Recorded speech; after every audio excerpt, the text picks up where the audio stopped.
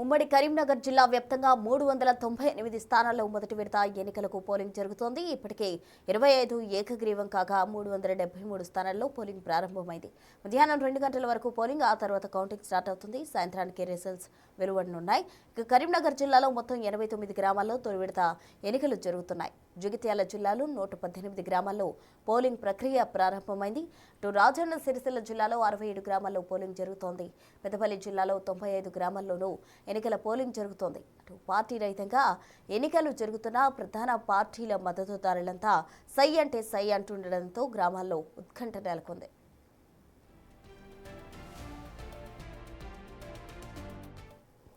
కరీంనగర్లో పోలింగ్ కు సంబంధించి తాజా అప్డేట్స్ మా ప్రతినిధి శ్రీనివాస్ అందిస్తారు. శ్రీనివాస్, ఇప్పటికే పోలింగ్ ప్రారంభం అయిపోయింది. ఓటర్ల రాక ఏ విధంగా ఉంది, అలాగే ఎంత శాతం ఓట్లు నమోదయ్యే అవకాశం ఉందంటున్నారు అధికారులు? ప్రస్తుతం ఉమ్మడి కరీంనగర్ జిల్లా వ్యాప్తంగా కొద్దిసేపటి క్రితమే పోలింగ్ ప్రారంభమైంది. ఉదయం 7 గంటల నుంచి మధ్యాహ్నం 1 గంట వరకు కూడా పోలింగ్ ప్రారంభమవుతుండటంతో ఇటు జనాలు ఇప్పుడిప్పుడే పోలింగ్ కేంద్రాలకు వస్తున్నటువంటి పరిస్థితి కనబడుతుంది. ఉదయం పూట మంచు తీవ్రత ఎక్కువగా ఉన్నటువంటి నేపథ్యం లోపల పోలింగ్ అయితే మందకొడిగా సాగుతున్నటువంటి పరిస్థితి కనబడుతుంది. మొత్తం ఉమ్మడి కరీంనగర్ జిల్లా వ్యాప్తంగా ఇప్పటికే 398 స్థానాల లోపల ఇటు కరీంనగర్, జగిత్యాల, ఇటు పెద్దపల్లి, రాజన్న సిరిసిల్ల జిల్లా ఈ 4 జిల్లాల లోపల 398 స్థానాలకు మొదటి విడత ఎన్నికలు జరుగుతున్నటువంటి నేపథ్యం లోపల ఇప్పటికే 25 స్థానాలు ఏకగ్రీవం అయినాయి.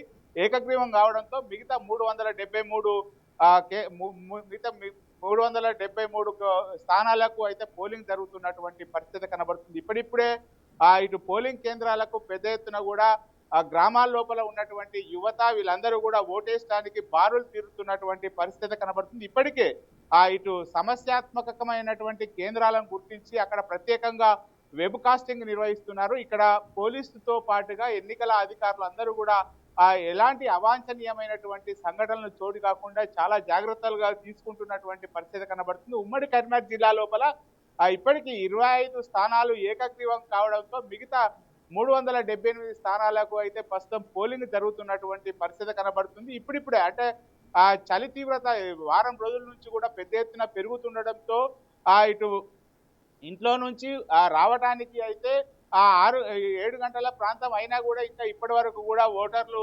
పోలింగ్ కేంద్రానికి మెల్లమెల్లగా చేరుకుంటున్నటువంటి పరిస్థితి కనబడుతుంది. మొత్తానికైతే 8 గంటల తర్వాత ఒక్కసారిగా ఓటర్లు పెద్ద ఎత్తున కూడా పోలింగ్ కేంద్రానికి వచ్చేటువంటి అవకాశం ఉన్నది.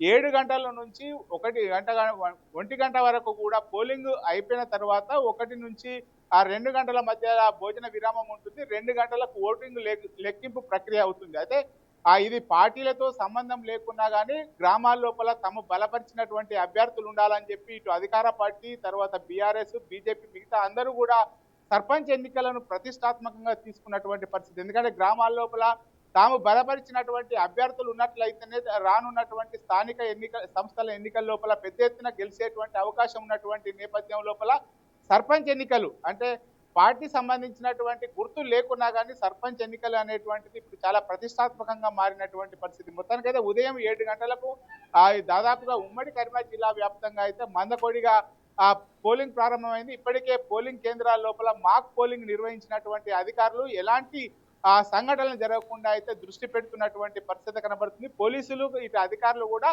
ఉమ్మడి కరీంనగర్ జిల్లా వ్యాప్తంగా సమస్యాత్మకమైనటువంటి కేంద్రాలు ఎక్కడైతే ఉన్నాయో ఆ కేంద్రాల లోపల వెబ్ కాస్టింగ్ కూడా నిర్వహించారు. అంటే ఇక్కడ పోలీసు భద్రతా సిబ్బందితో పాటుగా అధికారులు కూడా పోలీసు అంటే సర్పంచ్ ఎన్నికలను చాలా ప్రతిష్టాత్మకంగా తీసుకొని ఎలాంటి అవాంఛనీయమైనటువంటి సంఘటనలు చోటు చేయకుండా అయితే ఇటు పటిష్టమైనటువంటి బందోబస్తు మధ్య అయితే ఇటు సర్పంచ్ ఎన్నికలు జరుగుతున్నటువంటి పరిస్థితి.